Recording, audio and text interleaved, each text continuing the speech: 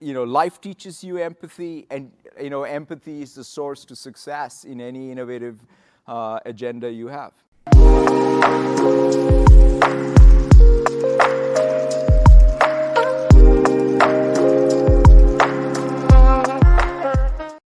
In some sense, what shapes you is your own life, right?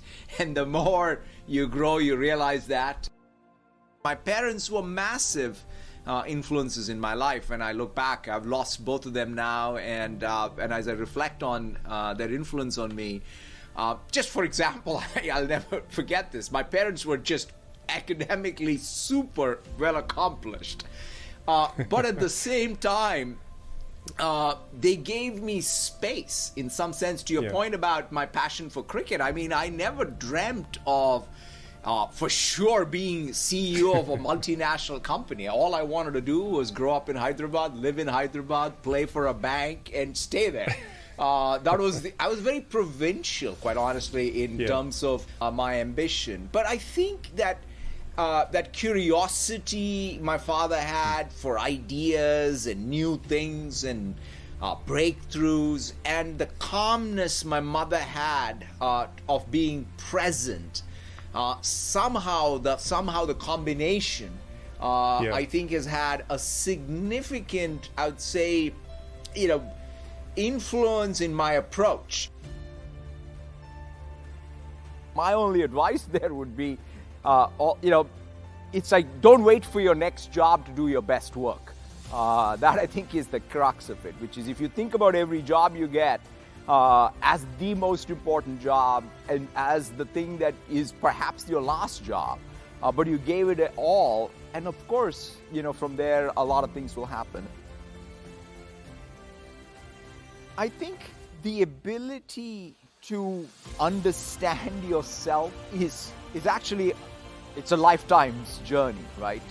It's a journey of your lifetime to really unpack who you are and what you're good at, what makes you tick, what are your passions, is something that, what makes you happy, the question that my mother asked me all the time. And in fact, the older I get, the clearer I am in understanding even what she was asking.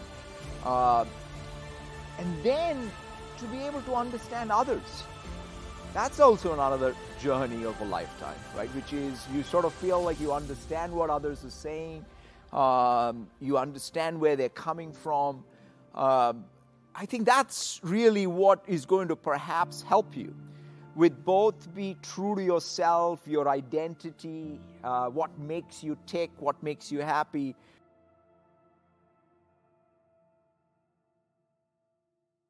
I think empathy is something that we are all very capable of. Life teaches us that, and in small ways and in tough ways. Like, I remember even by the last interviewer when I was interviewing at Microsoft, was also a life-changing moment for me. So I went through this interview. It was all code on screen at that time, and so this guy sort of says, "Hey, here's a question for you.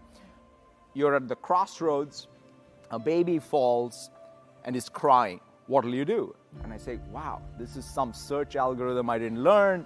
It must be some variant of some traveling salesman problem or something. And I sort of really thought about it for a few minutes. And then I said, I'll go to the phone booth and call 911. This was pre-smartphone. So he gets up, he escorts me out, and he says, "You know what? You need to develop some empathy, because when a baby falls, you pick them up and hug them first before you call." And I thought, that's it. I'm definitely not going to get this job.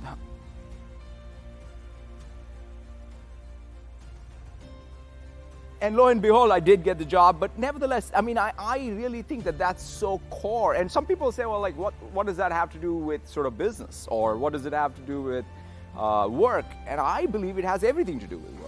I believe if you sort of say innovation is all about meeting unmet, unarticulated needs of customers, where is that source of your ability to get in touch with that unmet, unarticulated need going to come from? It's going to come from your ability to, in some sense, be able to listen between the lines, to be able to extrapolate, and that's, to me, deep sense of empathy, right? So people talk about design thinking. I think design thinking is empathy. And so therefore I do believe that, life teaches you empathy, and, empathy is the source to success in any innovative agenda you have.